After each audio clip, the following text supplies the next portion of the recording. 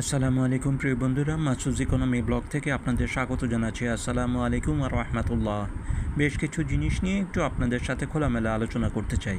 দেখুন, মার্কিন যুক্তরাষ্ট্র বাংলাদেশের উপর যে ট্যারিফ আরোপ করেছে, এটা নিয়ে আমরা অনেক দেরিতে নড়াচড়া করতে শুরু করেছি। যখন আমাদের উপর 35% ট্যারিফ মোটামুটি নিশ্চিত হয়ে গেছে এবং এর সাথে আগে আরও 15% ট্যারিফ বলবৎ ছিল, দুইটা মিলিয়ে আমাদের উপর আসলে 50% ট্যারিফ বলবৎ হতে যাচ্ছে। কিন্তু এটা নিয়ে আমরা অনেক অনেক অনেক বেশি দেরি করে ফেলেছি।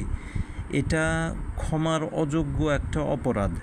জানি না এর জন্য কারা দোষী, বা জানি না এর জন্য যারা দোষী তারা কোনো দিন শাস্তি পাবে কি না, কিন্তু আমরা অনেক বেশি দেরি করে ফেলেছি।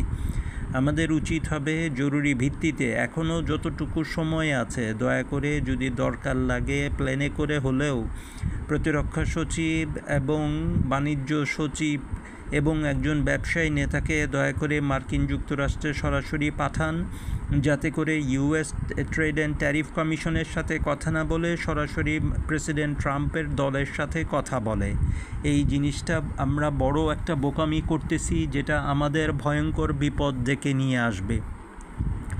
আবারও বলতেছি, ইন্দোনেশিয়া, ভিয়েতনাম, কম্বোডিয়া, অন্যান্য দেশ সম্পূর্ণরূপে প্রস্তুত ছিল এবং তারা হোমওয়ার্ক করেছে এবং তারা তাদের ট্যারিফকে অত্যন্ত সহনীয় পর্যায়ে নামিয়ে এনেছে।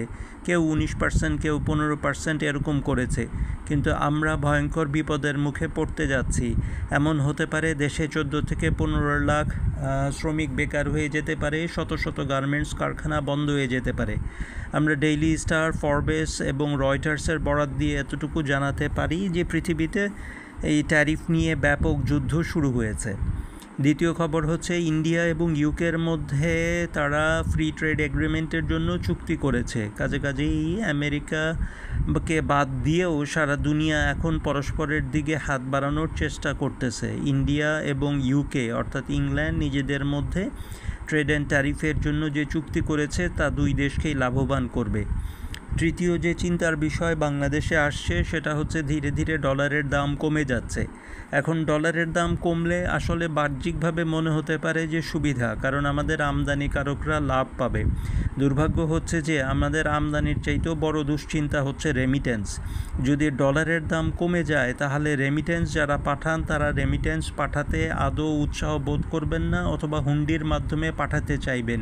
এই জন্য রেমিটেন্স যাতে অব্যাহত থাকে, সেই জন্য রেমিটেন্স যারা প্রেরণ করতেছেন তাদেরকে আলাদাভাবে প্রেরণা দেওয়া দরকার। সালাম সবাইকে। আসসালামু আলাইকুম রহমতুল্লাহ।